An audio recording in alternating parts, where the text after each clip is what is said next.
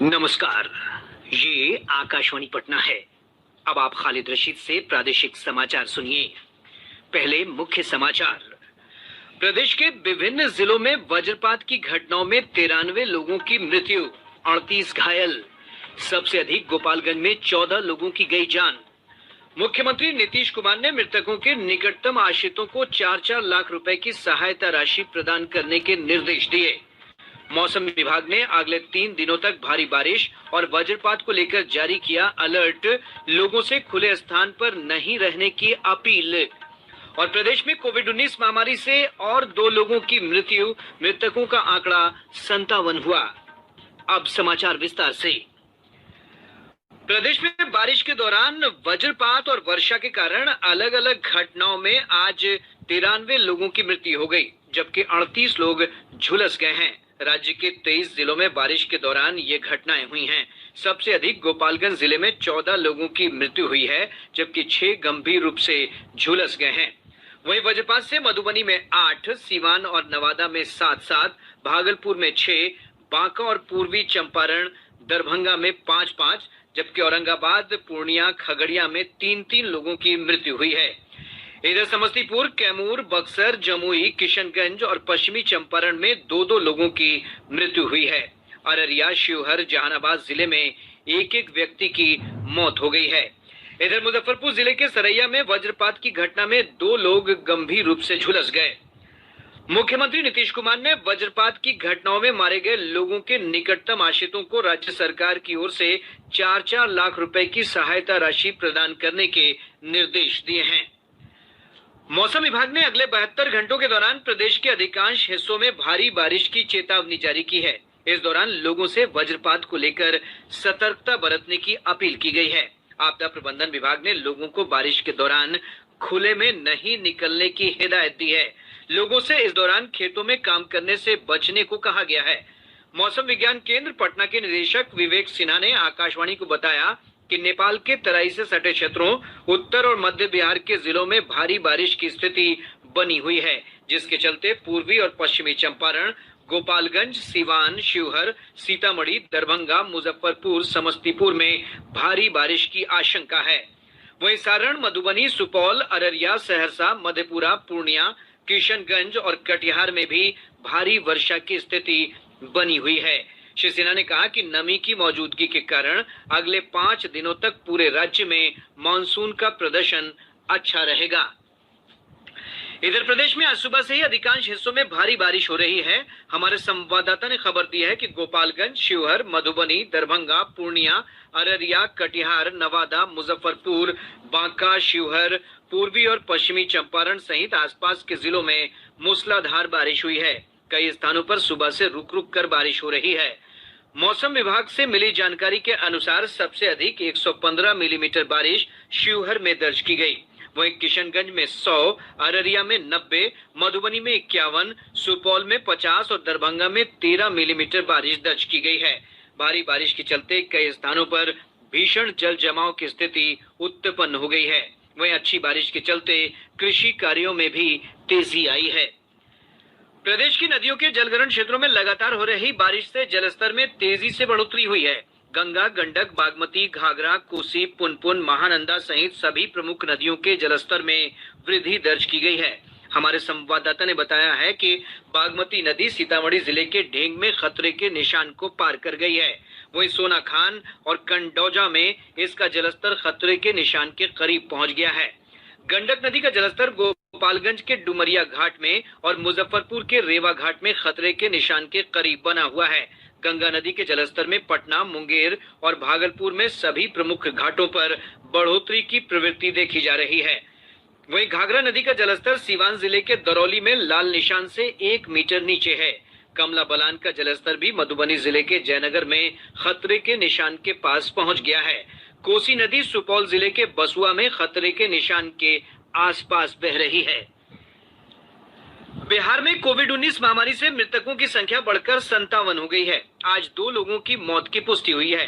इधर स्वास्थ्य विभाग के बुलेटिन के अनुसार कोरोना संक्रमण के 108 नए मामलों की पुष्टि के साथ ही प्रदेश में संक्रमितों की संख्या बढ़कर 8,381 हो गई है। पश्चिमी चंपारण और मुजफ्फरपुर में 13 मामले सामने आए हैं। सुपौल में 12, सीवान में 9, जमुई में 8, पटना और पूर्वी चंपारण में 7 नए मामलों की पुष्टि हुई है। औरंगाबाद, मधेपुरा, समस्तीपुर में 6, दरभंगा में 5, बांका और रोहतास में 4, सहरसा में 3 मामले सामने आए हैं। वहीं अरवल, गोपालगंज, जहानाबाद, नवादा और वैशाली में 1 मामले की पुष्टि हुई है। देश में कोविड-19 से संक्रमण के 16,922 नए मामलों की पुष्टि हुई है। इसके साथ ही संक्रमितों की कुल संख्या 4,73,105 हो गई है। स्वास्थ्य और परिवार कल्याण मंत्रालय के अधिकारी ने बताया है कि देश में कोविड-19 महामारी के फैलने से लेकर अब तक की ये सबसे अधिक संख्या है। वहीं संक्रमितों के स्वस्थ होने की दर भी बढ़कर 57.43% हो गई है। अब तक 2,71,697 रोगी ठीक हो चुके हैं। देश में कोरोना संक्रमण से अब तक 14,894 लोगों की मृत्यु हुई है। केंद्रीय माध्यमिक शिक्षा बोर्ड सीबीएसई ने 1 से 15 जुलाई तक 10वीं और 12वीं की शेष परीक्षाओं को रद्द कर दिया है। कोविड महामारी के फैलते संक्रमण को देखते हुए बोर्ड ने यह निर्णय किया है। बोर्ड ने आज इसकी जानकारी उच्चतम न्यायालय के समक्ष दी है। सीबीएसई ने यह भी कहा है कि ये परीक्षाएं बाद में आयोजित की जाएंगी। उच्चतम न्यायालय ने देश में कोविड-19 के बढ़ते प्रकोप की वजह से 1 से 15 जुलाई तक होने वाली 12वीं कक्षा की बाकी परीक्षाओं को रद्द करने संबंधी याचिकाओं की सुनवाई कर रहा था।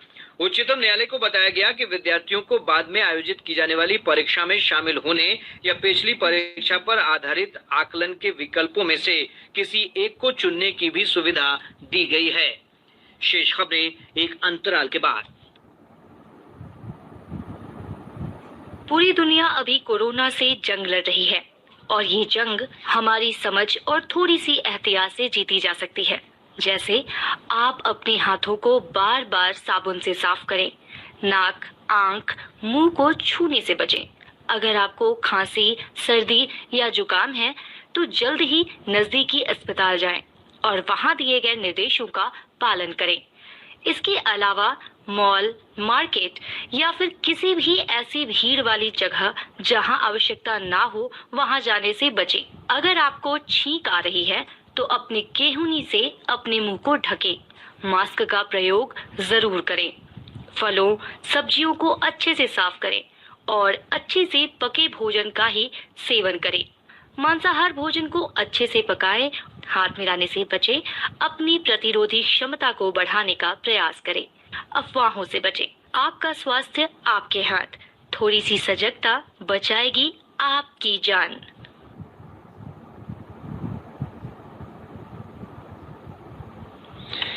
प्रादेशिक समाचार आप आकाशवाणी पटना से सुन रहे हैं।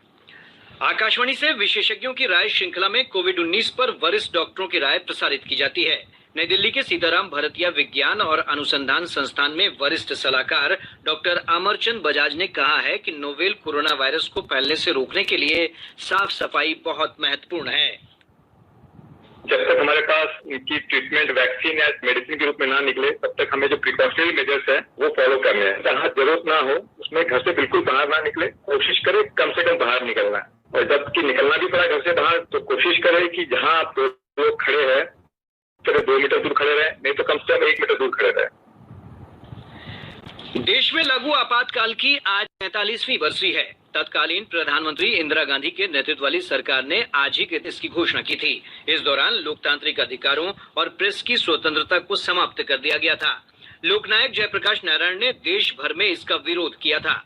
प्रधानमंत्री नरेंद्र मोदी ने आपातकाल के दौरान यातना के शिकार लोगों को आज नमन किया। श्री मोदी ने कहा कि आपातकाल का उस समय लोगों ने कड़ा विरोध किया और देश में लोकतंत्र की रक्षा के लिए लड़ाई लड़ी और यातनाएं सही। श्री मोदी ने उनके बलिदान को नमन करते हुए कहा कि देश उन्हें कभी नहीं भुला सकता।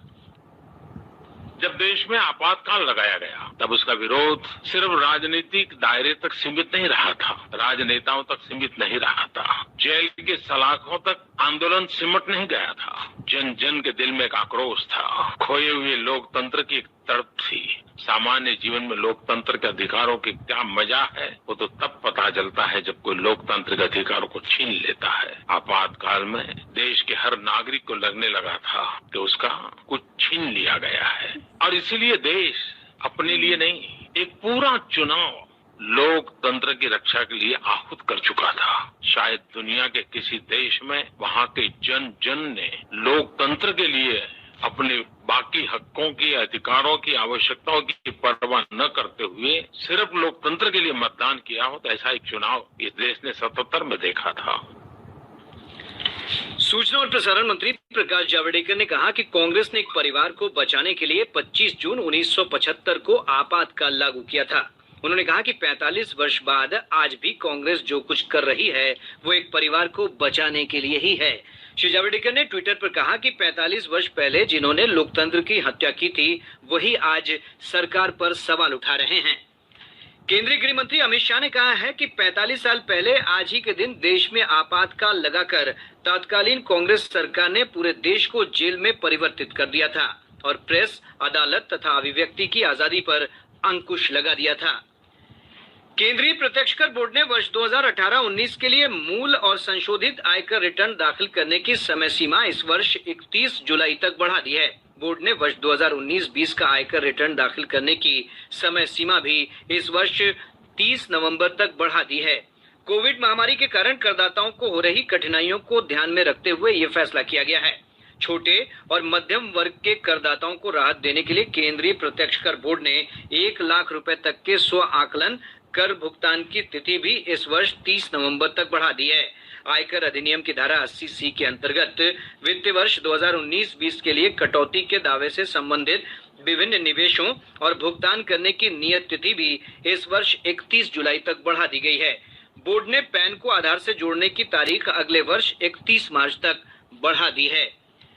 बिहार विधान परिषद के द्विवार्षिक चुनाव के लिए नामांकन के आज अंतिम दिन जदयू के 3, भाजपा के 2 और कांग्रेस के 1 प्रत्याशी ने अपना नामांकन पर्चा दाखिल किया। राष्ट्रीय जनता दल के 3 प्रत्याशी कल ही नामांकन दाखिल कर चुके हैं। कल नामांकन पत्रों की वैधता की जांच की जाएगी।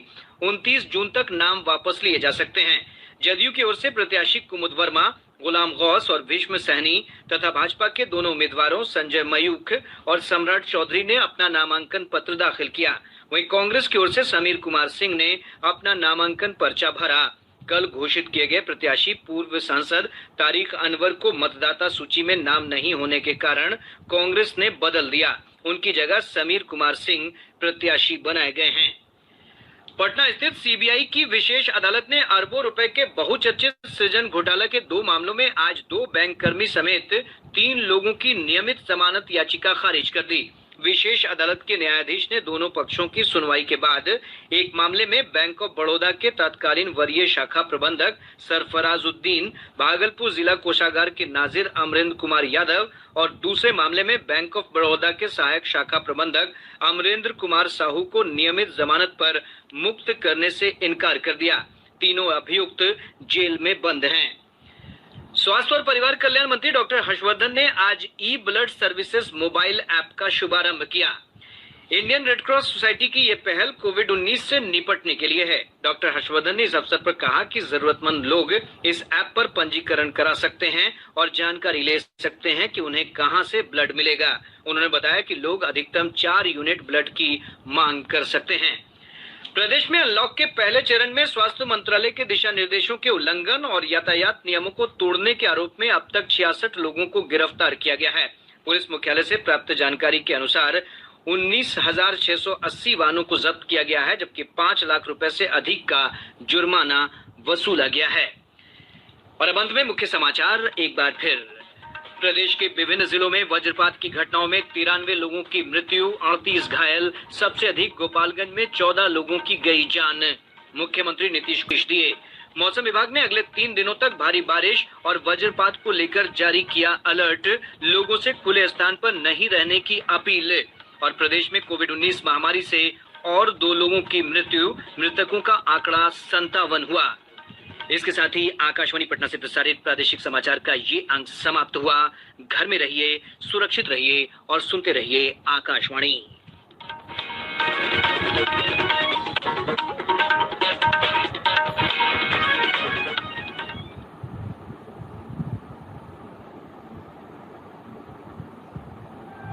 आइए कोरोना से खुद को और पूरे समाज को बचाते हैं।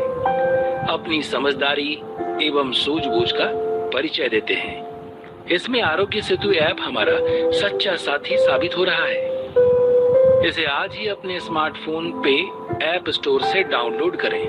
अपनी सुविधा के अनुसार भाषा का चयन करें। कुछ आसान से सवालों का जवाब दें। हर वक्त अपना लोकेशन एवं ब्लूटूथ ऑन रखें। यह आपको ससमय सतर्क कराता है। आपके आसपास यदि कोई कोरोना के संभावित मरीज हो तो उससे भी आपको बचाने में योगदान देता है। तो आइए कोरोना को मात देते हैं। सरकार की मुहिम में अपना अहम योगदान देते हैं। आरोग्य सेतु ऐप खुद डाउनलोड करते हैं और दूसरों को भी इसे डाउनलोड करने के लिए प्रेरित करते हैं। कोरोना के कहर से बचिए।